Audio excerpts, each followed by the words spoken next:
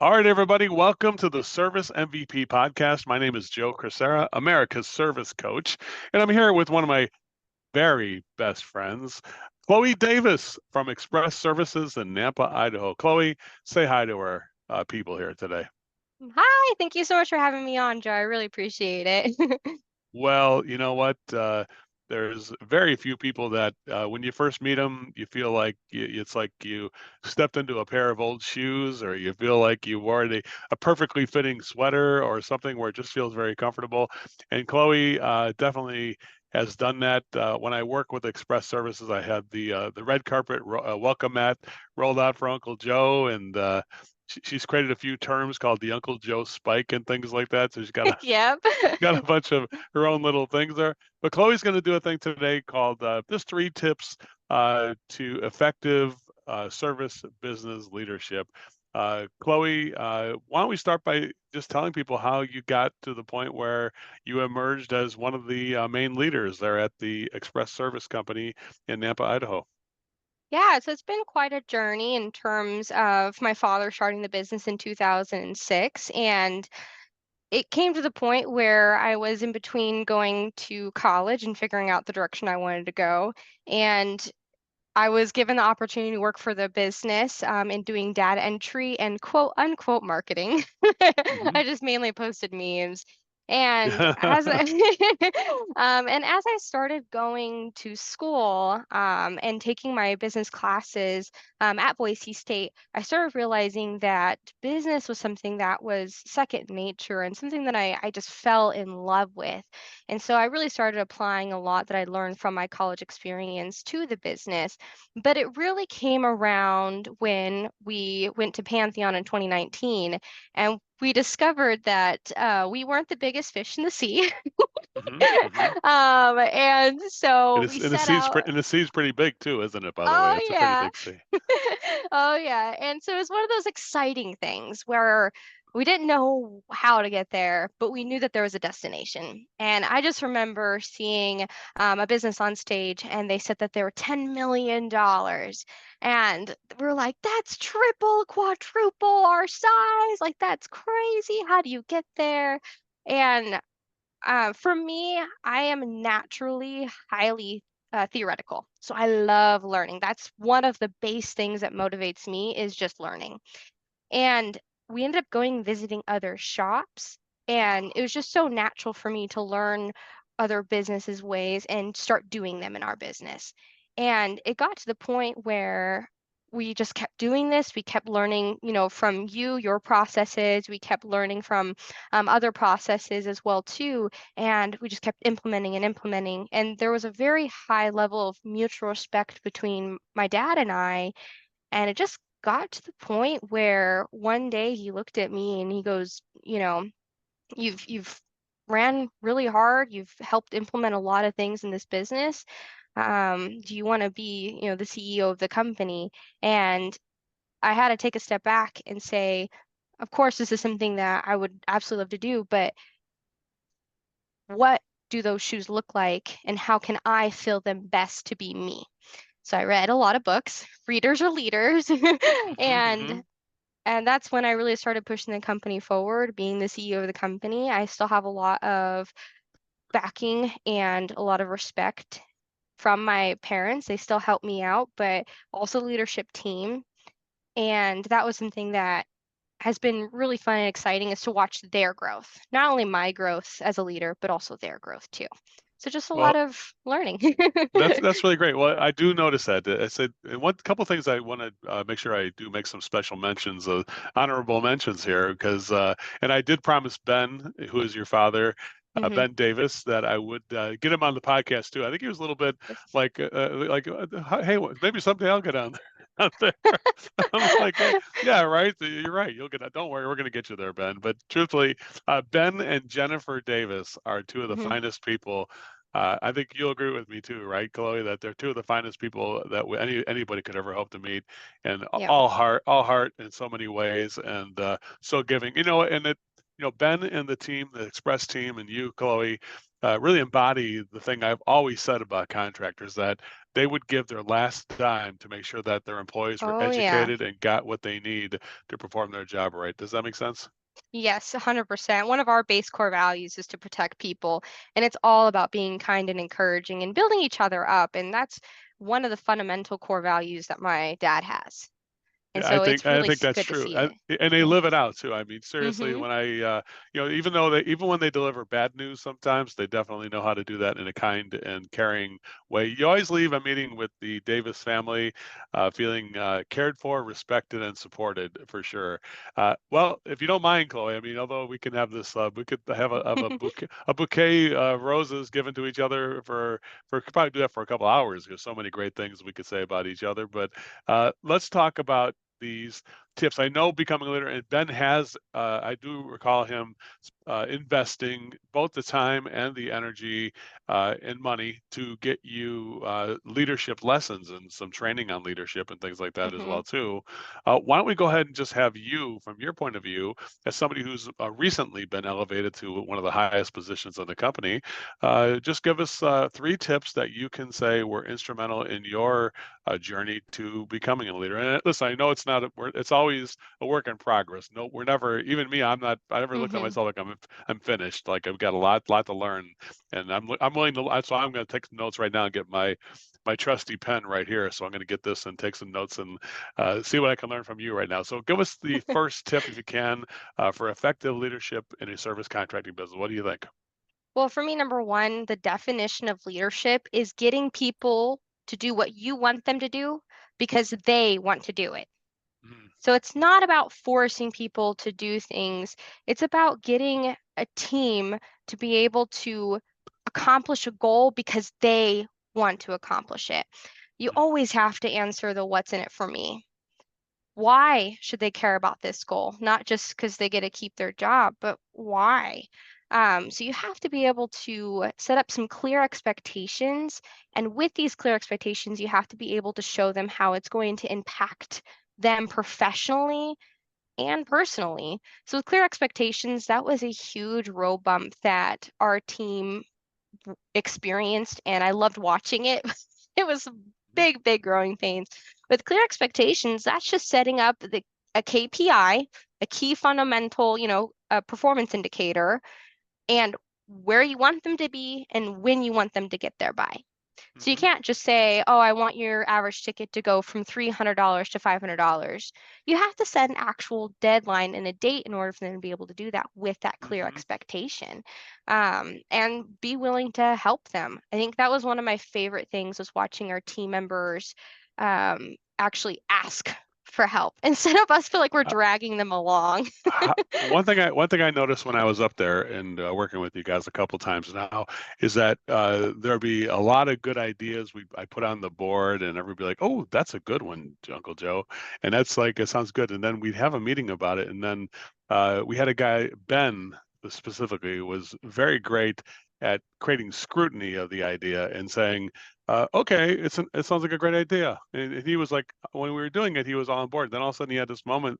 He always had this moment at the end of every time we had an idea. He said, "All right, well, what's the actionable item? What are we doing about this then? Hmm. Because otherwise, it's not going. Nothing happens." And so, so it wasn't just that. It's like in a way they say leaders are kind of like the ultimate salespeople, getting people to do what you want them to do, but make them want to do it.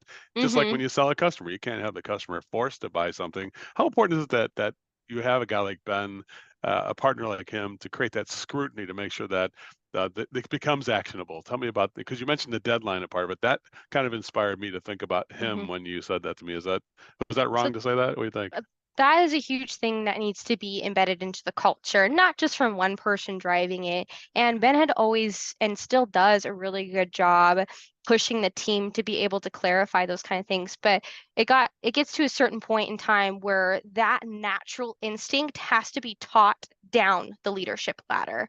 Because if it is just the one person pushing it and pushing it, it's great, but it only goes so far. So that was something that I've been really focusing on throughout the past 2 years, pushing that type of natural instincts down into the team. A big thing I've had to learn is common sense isn't the same for everybody. So something I feel is quote unquote common sense Hmm. isn't common sense for one of my other leaders, but they have huge strengths and have other things that are common sense that aren't to me. So there's these key fundamental things like setting up clear expectations that I've had to constantly morph into an actual behavior that they do automatically and on their own. And so Ben was, like I said, was just a really good fundamental piece to that foundation. And then we've learned to push that down to the rest of the team. It's Yeah, it's I, hard. yeah, I think it brings up a really good point about sometimes you need a little bit of a distance. Like sometimes when he was like letting you kind of lead the thing, and then he took a little step back and said, "Yeah, okay, I'm seeing the whole picture now, not just the idea we have, but how we're going to make this actionable." And so, number one, I would say inspiring people to make your idea their idea, so that they're on Hmm. board. Number two, you already gave me number two. You didn't warn me you're going to give me that, Yeah. which is KPIs and a Hmm. vision. And a deadline, like we just Hmm. talked about, the accountability of a deadline there. Man, we have so many lessons. I mean, I don't know why we only have three, but that's just what I try to figure out. But anyway, what else you got? Can you can you move on to another one? I mean, they're all kind of blending together actually. But go ahead and tell me another one if you got something else in the hopper. I do. With leadership, it's don't make it personal. I think that was a huge thing where we can make the policy or procedure the bad guy. And it just makes leadership so much more um, actionable for the management team members when we're able to really refer a policy or procedure and not make it personal anymore and say, hey, we're here to work together. Here's the expectation. Here's the policy or procedure, like the Uncle Joe process for doing a standard service call. Here is this process written down. Here's what you're doing. Let's work together to get there. Far too many times as our leadership team was developing, did we make it too personal? And that's when a team member feels attacked. They put their Mm, guards up immediately and then they start justifying their actions. But if you have some guidelines written down and you say, no, here's the process. We're both agreeing on this. Here's where you're at. Let's work together and just pick one thing to work on. So, like I'm saying, don't make it personal. And the easiest way to do that is by having something written down, either a policy or procedure or an operational manual that you're referring together and you are working together to accomplish yeah. that goal. Well, it's like interesting because you say don't make it personal. Yet, I can't think of any family other than the Davis family that does make it more personal because it's not the policy isn't personal, Right. but your motivation and your care for everybody is very personal. The way Ben and you and Hmm. Jennifer talk to people, it's that's why you're so endeared by the contracting community. I believe is because you do have a sense of care. And so how do you separate that? You got the policy, which is, Hmm. okay, this is a business policy. It's just business on this hand. But on the other Yeah. hand, you got to make sure you got the motivation. Tell me a little bit about that too. I put so much passion, and so does my dad and my mother, with creating a career path. Our motto, and I'm implementing this from somebody, I've heard this before, Hmm. is if it's meant to be, it's up to me. And Mm, we put so much care and love and time and effort into making a career path that is there for the person to grab. There's qualifications checklist, there is clear standards, training. There's just so much that that person can grab that if they want it, if they want to one day become a service field supervisor or even a service manager in our company, it is there. So the personal touch, the care, the love, and the passion that we have for every single person is motivating them to go through their career path within express plumbing, heating, and air. Everything from an apprentice to a junior tech to a senior tech and then to a field supervisor. So, yes, we don't make it personal in terms of what they're doing wrong. We make it personal in terms of what they're doing right. Here's there your you go. career path. You do it, and you're perfectly laid out. And so we celebrate a huge thing that I've had to learn is catch people doing it right. Don't try to always seek out catching them doing something wrong. And what I mean by that is if you see somebody doing something wrong, correct it. Just do a verbal. And then the instant that they do it right, reward them. Give them a high five, motivate them, give them a pat on the back. Catch them doing that right more often.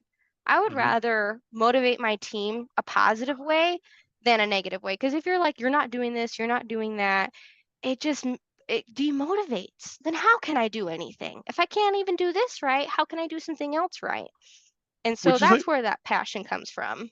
would you say that these concepts, they're although we're talking as if you're running the whole business, but it could be these are all true concepts on a service call, a sales call, you parenting your children or your family.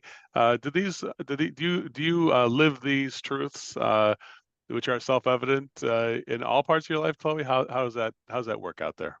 Whenever a company has core values, the thing I love about them is that they make your own personal core values so much more easier to define.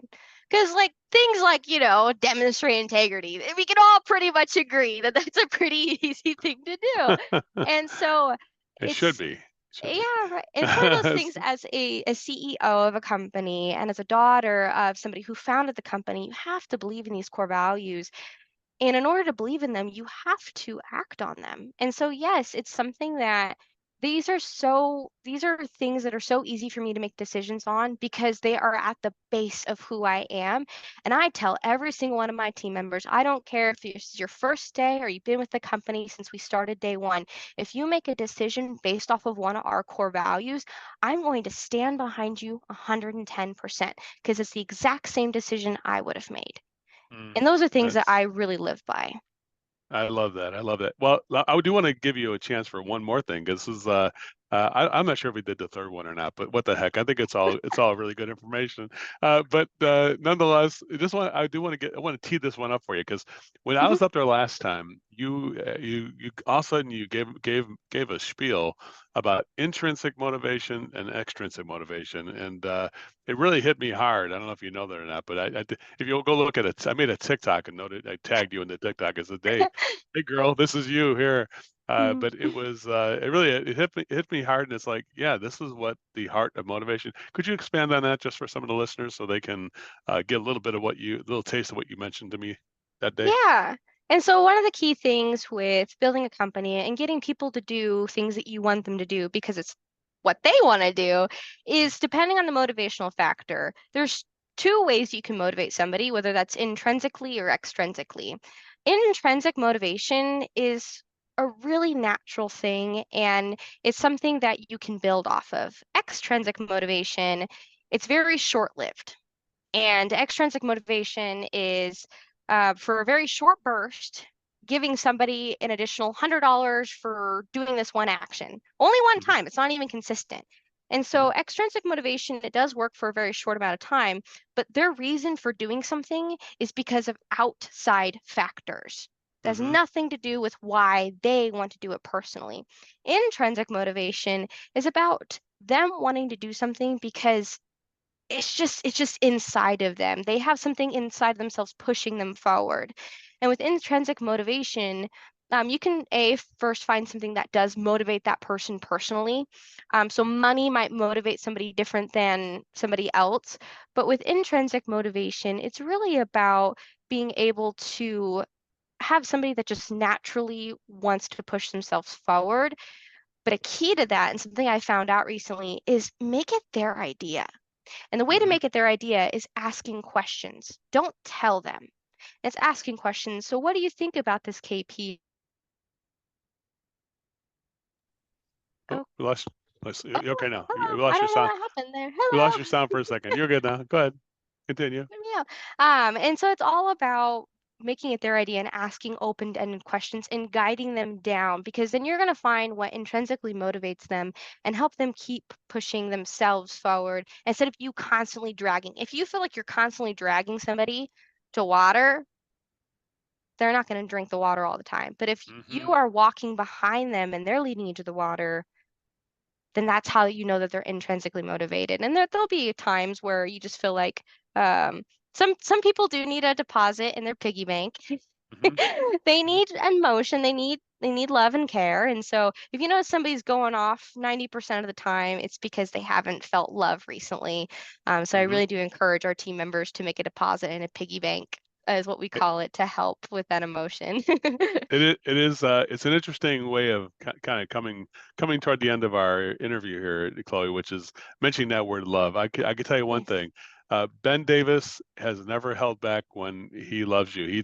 He literally, I don't think I've ever heard any client say, "Hey man, I love you," and I'm I'm like, it just I just got a chill in my spine now when I said it, because he has never held back in his feelings when he does love somebody, and it is a certain there's different forms of love, obviously, but his love for other people is so evident, and obviously it's filtered down into you, Chloe, and you're definitely a great representative for the family and for the company and for all of Idaho. I might say that as well.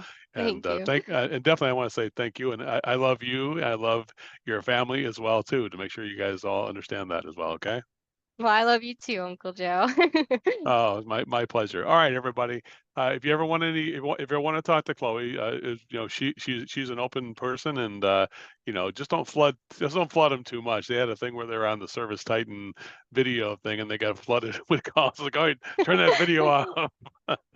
But I won't do that, because I don't think my podcast has got that same capability as Service Titan has. But Chloe, thanks a lot for being on the podcast here today, and thanks for your amazing example of what great leadership is about. And I know that we're always working on it, and definitely I can't think of anybody I would rather work with than you.